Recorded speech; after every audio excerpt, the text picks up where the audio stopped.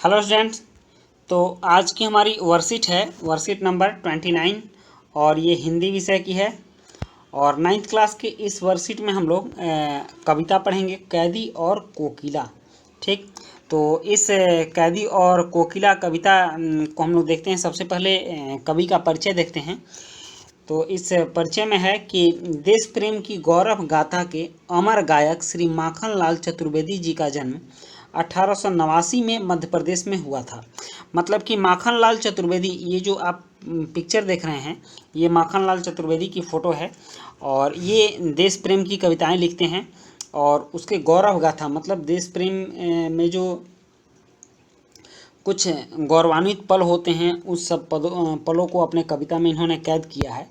तो इसके ये गायक हैं और लेखक हैं, कवि हैं। इनका जन्म मध्य प्रदेश में 1889 में हुआ था और मात्र 16 वर्ष की आयु में वे शिक्षक बने। ठीक ना, मतलब कि उस समय मिडिल पास लोग ही शिक्षक बन जाते हैं, जो 8वीं पास कर जाते थे वो शिक्षक बन जाते थे। तो मात्र 16 वर्ष की आयु में वे शिक्षक बन गए और इनकी रचनाएं राष्ट्रीय भावना से युक्त हैं।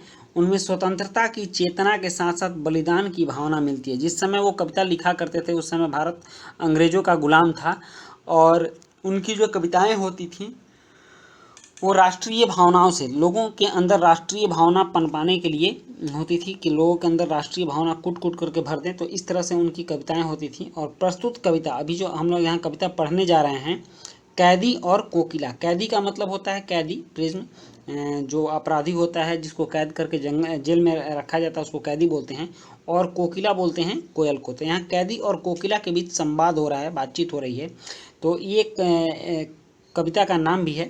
तो इसमें अंग्रेज सरकार द्वारा भारतीयों के शोषण तथा स्वाधीनता सेनानियों के साथ जेल में किए गए अमानवीय व्यवहार तथा यातनाओं का मार्मिक चित्रण किया गया है। इसमें जो चित्रण किया गया है कि अंग्रेज लोग कैसे स्वतंत्रता सेनानियों के साथ जेल में अमानवीय व्यवहार करते थे, वैसा व्यवहार जो कि किसी मानव के साथ नहीं किया जाता है तो उसको अमानवीय व्यवहार कहते हैं। और यातना मतलब कष्ट देते थे, उसका मार्मिक चित्रण, बहुत ही दुखद चित्रण किया है, हृदय विदारक चित्रण किया है, जिससे कि दिल दुखी हो जाता है।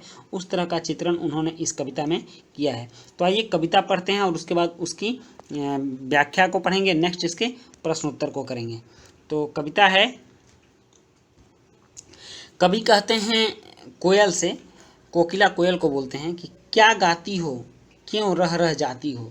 मतलब कि क्या गा रही हो और रुक रुक कर क्यों गा रही हो। उनके कहने का मतलब ये हुआ। कोकिल बोलो तो क्या लाती हो, मतलब वो उससे बोल रहे हैं कि अपने गाने में क्या ला रही हो, संदेश किसका है, तुम इस गाने के माध्यम से क्या संदेश देना चाहती हो, क्या बतलाना चाहती हो, कोकिल बोलो तो। अब ये कह रहे हैं कि ऊंची काली दीवारों के घेरे में, ये जो जेल था वो काली काली दीवारें थी और ऊंची ऊंची थी। डाकू चोर बटमारों के डेरे में जीवन को देते नहीं पेट भर खाना, मरने भी देते नहीं तड़प रह जाना। वो कह रहे हैं कि यहाँ अंग्रेज़ लोग जो हैं ऊंची काली दीवारों में रख रहे हैं और चोर डाकू बदमाशों के साथ स्वतंत्रता सेनानियों को भी रख रहे हैं, भरपेट भोजन भी नहीं देते और मरने भी नहीं देते। यहाँ तड़पा तड़पा कर, तिल तिल करके तड़पा रहे हैं। जीवन पर अब दिन रात कड़ा पहरा है, शासन है या तम का प्रभाव गहरा है। कह रहे हैं कि अब हम स्वतंत्रता सेनानियों पर दिन रात कड़ा पहरा है, वो कुछ करे नहीं, यही इसका शासन है या तम, तम मतलब अंधकार होता है, कि इस शासन पर अंधकार का गहरा प्रभाव है। मतलब कि यह काफ़ी निराशाजनक बात है। हिमकर निराश कर चला रात भी काली, इस समय कालीमा मई जगी क्यों आली। कह रहे हैं कि इतनी ठंडी रात को और कालीमा मई रात को मतलब अंधेरी रात को, आली मतलब क्यों जगी हो, तुम क्यों जगी हो, तुम क्यों गा रही हो, क्यों हुक पड़ी, तुम्हें क्या कष्ट हुआ, तुम्हें क्या दिक्कत आई, वेदना बोझ वाली सी कोकिल बोलो तो। और उसकी आवाज़ से, कोकिल की आवाज़ से वेदना के स्वर सुनाई दे रहे हैं, दुख के स्वर सुनाई दे रहे हैं। तो वहीं बोल रहे हैं कि वेदना बोझ वाली सी तुम्हारी आवाज़ आ रही है, कोकिल बोलो तो। क्या लूटा तुम्हारा क्या चला गया, मृदुल वैभव की रखवाली सी कोकिल बोलो तो। तुम्हारे आवाज़ से तो मीठी वाणी निकलती है, लोग सुनकर मन प्रसन्न हो जाता है, फिर तुम्हारा आवाज़ ऐसा क्यों आ रहा है, कोकिल बोलो तो, बताओ तुम ऐसा क्यों गा रही हो। तो अब चलिए इसकी व्याख्या देखते हैं हम। इसकी व्याख्या है कि कवि कोयल से पूछता है कि तुम क्या गा रही हो, फिर गाते गाते तुम बीच बीच में चुप क्यों हो जाती हो। हे कोयल, जरा बताओ तो, क्या तुम मेरे लिए कोई संदेश लेकर आई हो? अगर कोई संदेश लेकर आई हो तो उसे कहते कहते चुप क्यों हो जा रही हो। कोयल का आवाज़ आपने सुना है ना।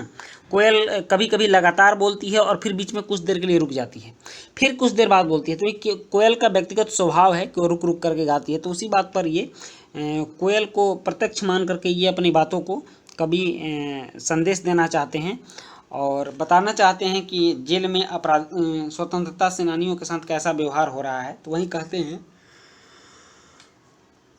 कि कहते कहते चुप क्यों हो जा रही हो, और यह संदेश किसका है, जरा मुझे बताओ।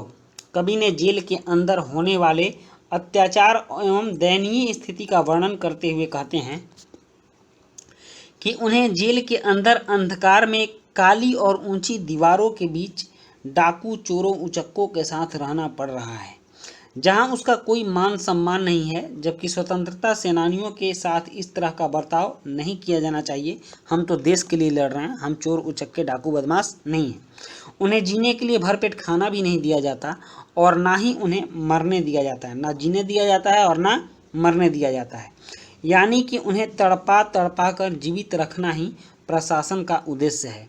इस प्रकार उनकी स्वतंत्रता पूरी तरह से छीन ली गई है और उनके ऊपर रात दिन कड़ा पहरा लगा होता है। इसलिए स्वतंत्रता सेनानियों के माध्यम से कवि कोयल से पूछता है, हे कोयल, इतनी रात को तू क्यों जाग रही है और दूसरों को क्यों जगा रही है। कोयल, बोलो तो, जो तुम्हारे कंठ से वेदना की ऐसी हुक सुनाई पड़ रही है। हुक मतलब कष्ट। तो कोयल तो सबसे मीठी और सुरीली आवाज़ के लिए विख्यात है, जिसे गाते हुए सुनकर कोई भी मनुष्य प्रसन्न हो उठता है। इसलिए वह व्याकुल हो उठा, मतलब कभी कोयल के वेदना भरी स्वर को सुनकर व्याकुल हो उठा और कोयल से बार बार पूछने लगा कि बताओ कोयल, तुम्हारे ऊपर क्या विपदा आई है। नेक्स्ट देखिए, यहाँ कुछ प्रश्न हैं और ये 4 प्रश्न हैं और चारों प्रश्नों के उत्तर हम बारी बारी से अब करते हैं। यहाँ पहला प्रश्न है कि प्रस्तुत पंक्तियों में अंग्रेजों द्वारा स्वतंत्रता सेनानियों के साथ जेल में क्या क्या अमानवीय व्यवहार किए गए। तो आइए देखते हैं इसका उत्तर है, अंग्रेज स्वतंत्रता सेनानियों को काले और अंधेरे कोठरियों में चोर, डाकू और उचक्कों के साथ रखते हैं। उन्हें भरपेट खाना भी नहीं दिया जाता है और उन पर दिन रात कड़ा पहरा रहता है। तो इस तरह के व्यवहार अंग्रेज स्वतंत्रता सेनानियों के साथ करते हैं। नेक्स्ट दूसरा प्रश्न है कि आपके विचार से स्वतंत्रता सेनानियों और अपराधियों के साथ एक सा व्यवहार क्यों किया जाता होगा। तो इसका उत्तर है, क्योंकि अंग्रेज लोग स्वतंत्रता सेनानियों को भी अपराधी ही समझते थे। ठीक ना, हम लोग अपने देश के लिए लड़ रहे थे, लेकिन उनके लिए हर लड़ने वाला अपराधी ही होता था, इसीलिए वो लोग ये कष्ट देते थे। और कह रहा है, भाव स्पष्ट कीजिए, मृदुल वैभव की रखवाली सी कोकिल बोलो तो इसका उत्तर है, प्रस्तुत पंक्ति में कवि कहना चाहते हैं कि कोयल तो सबसे मीठी और सुरीली आवाज़ के लिए विख्यात है, जिसे गाते हुए सुनकर कोई भी मनुष्य प्रसन्न हो उठता है। नेक्स्ट है चौथा प्रश्न है कि कोयल की आवाज़ सुनकर कवि की क्या प्रतिक्रिया थी, लिखिए। तो उत्तर है, रात में कोयल की वेदना भरी आवाज़ सुनकर कवि व्याकुल हो उठा और कोयल से बार बार पूछने लगा कि बताओ कोयल, तुम्हारे ऊपर क्या विपदा आई। तो इस तरह से आपके चारों प्रश्न क्लियर हुए और आपकी जो वर्कशीट है ये वर्कशीट भी कंप्लीट हुई। तो हम लोग मिलते हैं नेक्स्ट वर्कशीट में, तब तक के लिए गुड बाय।